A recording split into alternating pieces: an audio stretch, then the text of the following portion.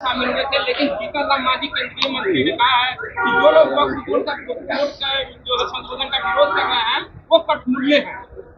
मुझे लगता है कि वक्फ बोर्ड का विरोध करना इसका मतलब गरीब मुसलमानों का विरोध करना है। भारत सरकार ने जो ये बिल लाया है, ये बिल आम आम जो मुसलमान है, गरीब मुसलमान है, उनके फायदे के लिए मतलब ये बिल है। ये मुसलमान के खिलाफ नहीं है। कुछ लोगों के हाथ में ये मतलब वक्फ बोर्ड का पूरा प्रॉपर्टी है और उसका फायदा गरीब मुसलमानों को होता नहीं है, इसीलिए ये बिल लाया गया है। और इसलिए मुझे लगता है कि जो जिस तरह कांग्रेस पार्टी और आरजेडी इसका विरोध कर रही है, तो उस विरोध में बिल्कुल तथ्य नहीं है। हम मुसलमान के खिलाफ नहीं है, हम मुसलमान को सपोर्ट करते हैं। माननीय नरेंद्र मोदी जी ने मुसलमानों के प्रोग्राम में जाकर उन्होंने मतलब उनको पूरा सपोर्ट करने का वादा किया है। अभी भी जो गरीब मुसलमान है, जो रमजान चल रहा है, इस रमजान में हजारों मुसलमानों को मतलब जो किट है वो बांटने का भी निर्णय सरकार ने लिया है।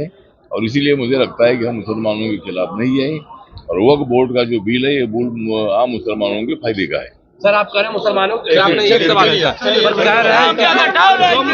तो नमाज पढ़ने का अधिकार है, लेकिन जिस तरह मैंने पहले भी बताया कि भाई रास्ते में जब नमाज पढ़ने का वक्त आता है तब लोगों से कुछ विरोध होता है, लोगों को जाने आने के लिए तकलीफ होती है, इसलिए उसमें से प्रशासन ने मार्ग निकालना चाहिए। बिहार उद्धव ठाकरे कह रहे हैं कि जो सौगातें मोदी जो प्रधानमंत्री ने दिया है वो सौगातें मोदी नहीं, सौगातें सत्ता है, क्योंकि बिहार में चुनाव होने वाला है। क्या है? उद्धव ठाकरे कह रहे हैं कि जो सौगातें मोदी प्रधानमंत्री ने ऐलान किया है वो सौगातें सत्ता है, क्योंकि बिहार का चुनाव है। ये सौगातें मोदी नहीं है, सौगातें सत्ता है मुसलमानों को।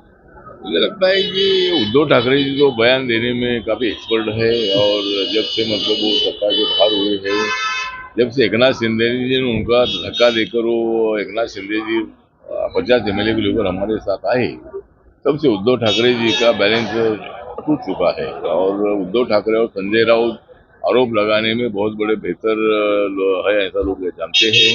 तो हमेशा मोदी जी पर, अमित शाह जी पर वो टीका टिप्पणी करते रहते हैं। बिहार में चुनाव आ रहा है और माननीय नीतीश कुमार जी के नेतृत्व में सरकार ने बहुत अच्छा काम किया है। बिहार के लिए स्पेशल पैकेज भी भारत सरकार ने दे दिया है। इसीलिए यहाँ मतलब एनडीए की सरकार आएगी, यहाँ बीजेपी और जेडीयू और जो हमारा एनडीए के सभी पार्टनर है उनकी सरकार आएगी और उसके लिए हमारी कोशिश जारी है। और इसीलिए मुझे लगता है कि उद्धव ठाकरे के बयान में बिल्कुल तथ्य नहीं है। हम लोग सत्ता के लिए काम नहीं करते, हम जनता के लिए काम करते हैं और इसीलिए सत्ता आई ना है, जनता जिनके साथ होती है उनको सत्ता मिलती है। और हमें पूरा विश्वास है कि जिस तरह नीतीश कुमार जी ने 5 सालों में काम किया है, बहुत बेहतरीन काम है। और नरेंद्र मोदी जी ने जो भी योजना ये मतलब इम्प्लीमेंट की है उसका फायदा बिहार की जनता को हुआ है।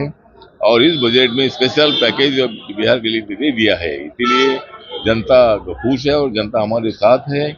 और मेरी जो रिपब्लिकन पार्टी ऑफ इंडिया है ये भी मतलब एनडीए का पूरा समर्थन करती है और इसीलिए सत्ता जरूर हमारी आएगी। उद्धव ठाकरे कुछ भी बोलते रहे, लेकिन हम सत्ता में आएंगे।